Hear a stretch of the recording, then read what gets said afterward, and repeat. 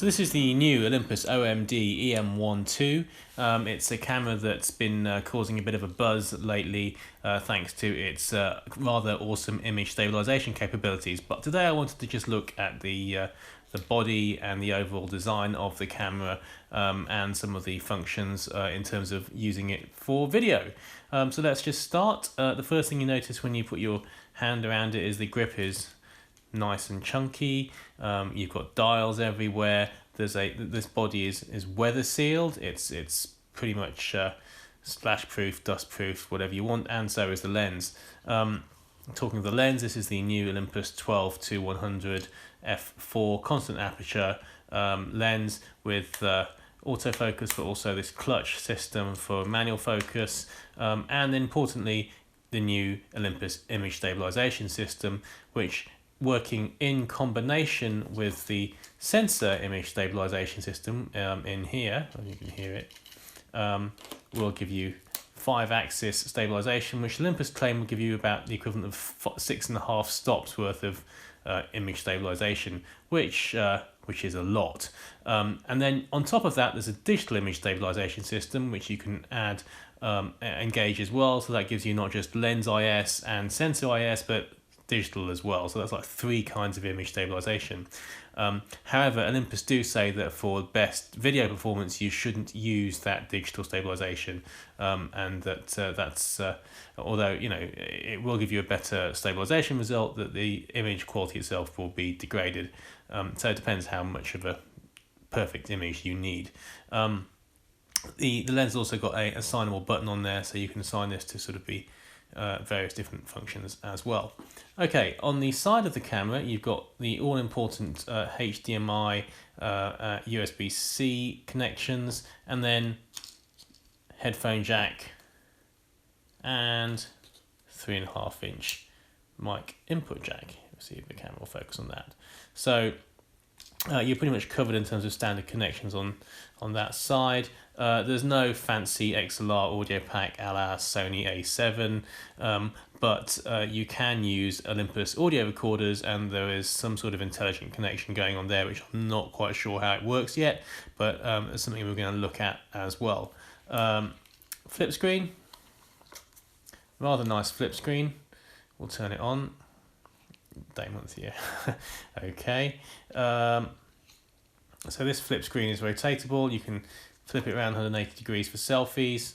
You can also flip it downwards, so if you're looking from below you can see upwards, and then of course you can flip it all the way around and back into the camera like that as well. You'll notice on the back we're in video mode at the moment, and you'll see that there's an awful lot of things going on here. You've got a histogram. Let's see that properly. You can see the histogram working. You've got audio level meters at the top here, which is set quite low at the moment. I can probably fix that. Let's see. 1, 2, 3, there. Okay, so that audio level meter is going to work now. And then you've got a level, digital spirit level. You see that there, and when I get it exactly right, it'll go green. Okay, it's green now. And then you've got your usual things: shutter speed, aperture, ISO, autofocus, and also you can, if I put it into manual focus, I think we can probably do touch mag as well. Don't know how that works. Okay, hang on. There you go, touch magnification.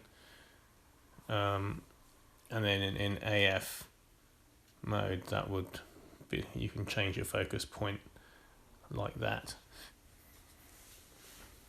So pretty nice touchscreen, and you can see it in lots of different lighting environments. It's not perfect, but it's no worse than a lot of the other cameras I've seen. Electronic viewfinder, can't really show you here, but it's got an incredibly high refresh rate, which means that if you're panning around, you shouldn't see too much jitter or judder or sort of jerky imagery, and it's nice and clear. It's probably very similar to the EVF on cameras like the A7R Mark II, A7S Mark II. I didn't notice it being any really sort of much better or worse than those cameras. On this side we've got the card slots. So here you've got 2 SD card slots, which means that you can record obviously video to both, but you could also record photos to one and video to the other if that's what you want to do. On the bottom you've got a new battery. This battery is, I think, 1720 milliamp hours. And I found it in testing to be perhaps not as good as a GH4 battery, but certainly up there, better than an A7 battery in terms of how long it lasts. And it's not surprising because it's quite a lot bigger.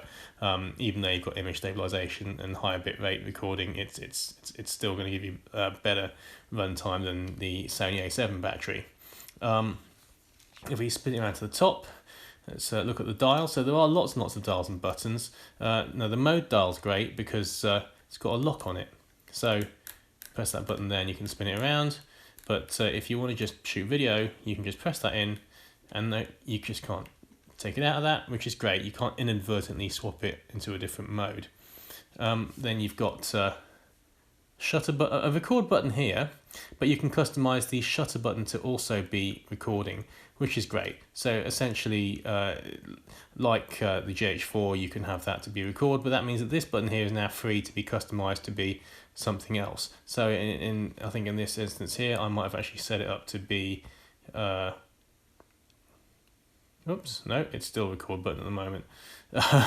But you could set this up to be all sorts of other things. I think you can set it up to be sort of AF, MF switching or something like that.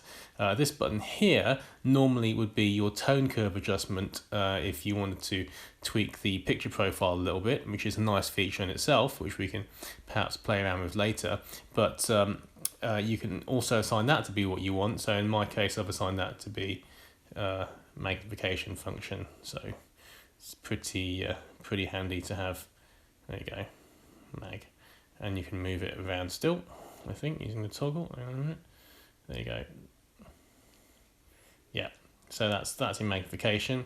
Now, these dials here, by default, that would be shutter speed and aperture, or aperture and shutter speed, and you can change those over. But what's nice is if I go into the menu at the back, he says, menu at the back, which is a little bit frustrating at times because there are just so many things you can do. But in the video mode, which we're in, the dials and levers can be completely customized. So the dial function here in manual, I've actually got it to be ISO, not shutter speed, on this back wheel.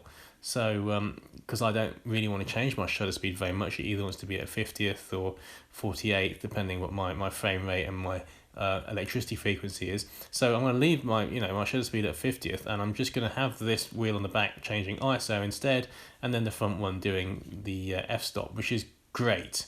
So I'll just show you that working now. So I can actually dial the ISO just using that dial on the back immediately. Okay, now see this switch here? This switch here actually gives me a second set of controls using exactly the same two dials. So position 1 it does at the moment aperture and ISO. In position 2 it does something else. So if I go back into here and look at my dial and lever function, manual, so I can have it doing, in this case, Kelvin white balance on the back dial and volume on the top dial. And again, it can be other things. I should show you what else that can be. He says, going back into it. Sorry. Dial lever function, dial function. Yeah, you can have white balance, you can have volume, headphone volume. So all of those things can be assigned to those. Go back to ISO. Okay. So I'm in 2 now, and this now, if I rotate it, it's going to change the white balance, and you can see that white balance changing right there. And on the back, so on the front dial here, I've got the audio, and that's changing there. And I can adjust that on the fly.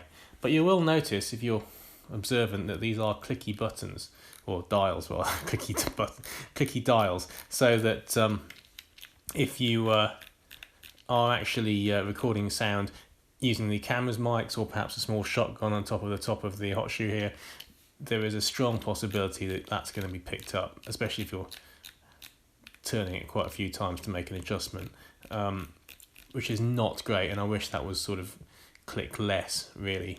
There are other buttons on the top, so there's this button here, which is a sign button.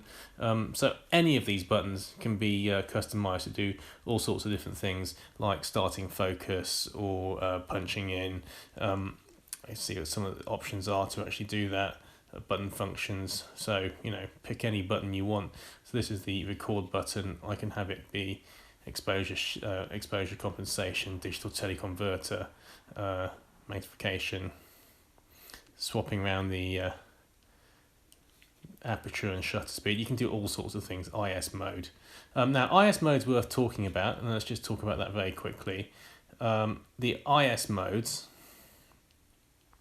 There are two basic IS modes, and as I mentioned earlier, there is this digital sensor shift option. So IS mode 1 will actually stabilize not just with the lens and the body, but also using digital image stabilization.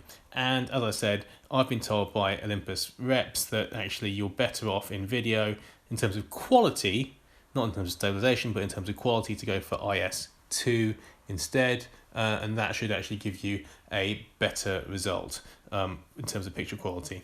So I'll show some video examples of both of these modes later on. So that's that. And I think that's about it, really. I don't know how much more I can say about the camera at this stage, other than I actually like it a lot. I like the way that this camera handles. I like the fact that they've thought about the video functions, and that it's not just another compact system camera with videos sort of bolted on. They've really given you a whole raft of options for control. There are some quirks, and we'll go into those later. There are some annoyances. In fact, I'm going to show you one of those annoying things right now, which is that if I'm actually recording and I want to swap between AF and MF, even if I pull the focus ring back, it's firmly locked in AF. I can't get into manual, so there's once you're committed to it, that's it. Likewise, if I wanted to, let me just change that shutter. Sorry, let me just change the aperture. Something like, if I actually wanted to magnify, which I've got set to this button here, doing recording, again, can't do it. So if you wanted to actually check your focus during recording, you would have to have an external EVF or monitor with a punch in, or you have to rely on peaking. Oh, and incidentally, there is peaking and all those other things on here.